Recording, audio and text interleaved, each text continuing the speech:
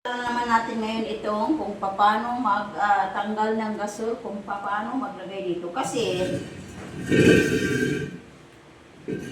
ang tawag nito ay, itong sinasabi ko sa iyo, ito ay, ang tawag nito ay ruskas.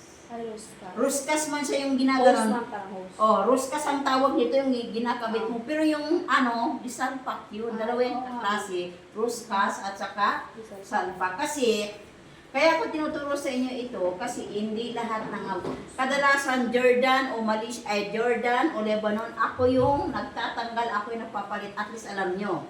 Papalitan nyo man o hindi, at least alam nyo, mas maganda yung may alam tayo, okay? Ang pag-ano nito, ang gasol talaga doon sa ibang bansa is malalaki. Ha? Gasol. Hindi mo siya pwedeng itapat dito. Ang mga gasol doon malayo dito, hindi pwedeng itapat sa atin, okay lang naman. Pero sa ibang bansa malayo, example, doon sa taas, post na yung papunta sa taas. Hindi mo yung pwede siyang i-lapit dito. Okay, ito malapit lang kayo, di mo lang naman ito kung paano. Okay, ang pagtanggal naman nito, ganyan lang ha? Yan o. Para alam nyo. Okay? Example, sabi ni Madam, palitan nyo na yung gasol. Ayan lang. Sa Arabic naman, gasol pa din naman. Ang tawag naman.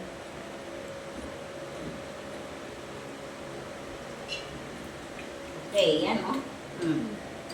Yan. Ibig sabihin, ang pangalan nito ay ruskas. Pag ibig sabihin yun ay salpak. Okay. So ngayon, ilagay natin kung paano maglagay, ha? Ganyan, ha? Ayan. Ayan, i-break na naman natin. Ayan, madali lang naman siya. Dapat pag nag-ano kayo nito, nagpalit kayo talaga nito, kailangan mahigpit talaga. Tapos buksan nyo, try nyo. Ito naman, pagbukas naman ito, gano'n. Okay. Pag hindi nyo nabuksan, minsan, gano'n ninyo siya, dapat nyo yan, i-push. Kasi pag gano'n mo lang, hindi kailangan gano'n. Ito may pipilo. Ang gas na iba't ibang klase, kahit anong gas na yung pag alam nyo gamitin, madali lang. Okay? Kaya tinuturo ko ito, kadalasan minsan kasi, tayo yung magpapalit. At least alam natin. Okay. Once na, di ba tapos na natin? Okay, buksan natin. Pag palagi yung tatandaan, bago kayo mag-ano nito, palitan nyo, tapos ingatan nyo ha. Kailangan i-check nyo mabuti. Okay, buksan natin.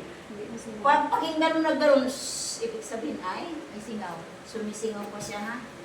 O, pag sumisingaw, tanggalin nyo ulit, and then ibalik nyo ulit. Okay, pag buksan natin, example, binalik natin. Hindi na siya sumisingaw.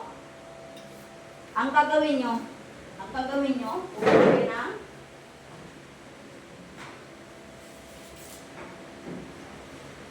Towel na may sabon. Kumuha kayo ng sabon, ha? Opo. Ayan. Okay.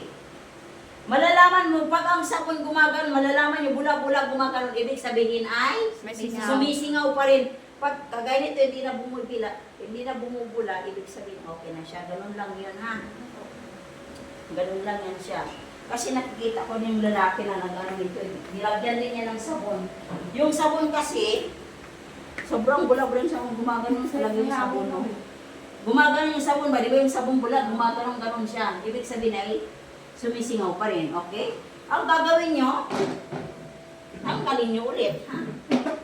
Tanggalin ulit. Yan. O, pagkatapos, bago nyo nito, i-check nyo talaga palagi, ha? Ayan. Okay, so ngayon, ilagay naman natin, ha? Ayan.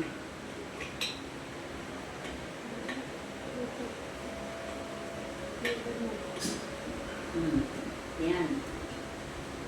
Basta tandaan niyo palagi, ha? Alam ko ito kasi ako talaga ang nagpapalit nito. Kasi kahit ang mga alaga niyo doon, malalaki ang katawan, tayo talaga yung magpapalit, tayo magbubuhat ng gasol doon. Magbubuhat tayo doon, ha? Tandaan niyo mga girls, ha? Ayan. Okay, tapos palit na natin. Ganun lang, ha? Tandaan niyo palagi, ha? Ito naman, ito, pila yan, 1, 2, 3, 4. Madali lang naman ito. Okay, buksan mo. Pag hindi siya gumagana, mayroon naman tayong parang balil. Baril siya para sa... Lighter na parang Oo, baril. ha?